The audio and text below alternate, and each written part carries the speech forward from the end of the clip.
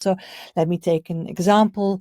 What a lot of people, especially women, I think, but I think also men, have is that there has been, or maybe still, this idea of you're only pretty when you're skinny.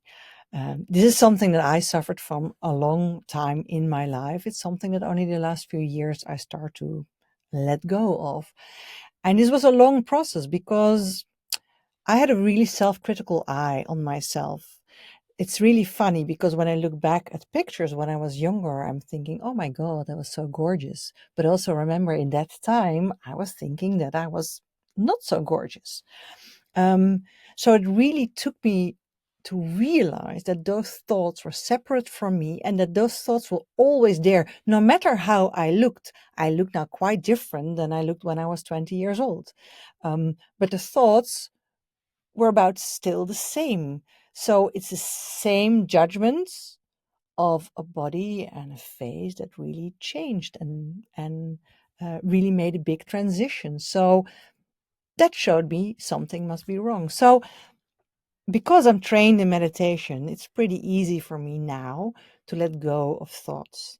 So I decided to experiment with becoming aware of those thoughts and then replacing them by other thoughts, by soothing thoughts, or maybe even turning them around. And this is what I did in the case of my body. I started to turn around those critical thoughts. If I thought that my belly was too fat, I thought, no, I have the belly of a goddess.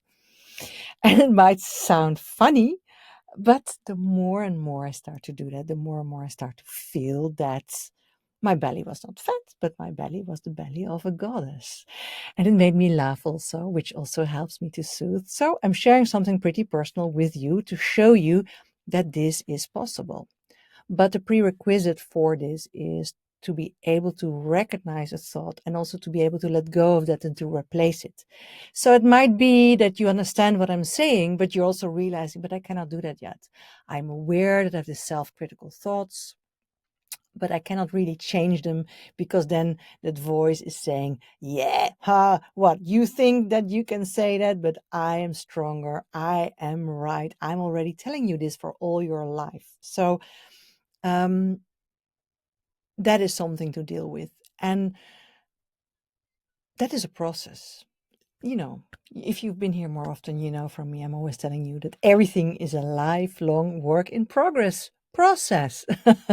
So that also is how to deal with self-criticism. So let's start at the beginning. For me, dealing with self-criticism is starting to be gentle with yourself. So this is not even focused on that self-criticism. It's just by starting to extend gentleness towards yourself. Because if you do that, then you change the atmosphere, you change the kind of thoughts that you have. So, for instance, I've told you this before, you can hear it back in other lives, but I'm going to tell you again. I have 3 great practices that you can do to start living a life of self-gentleness.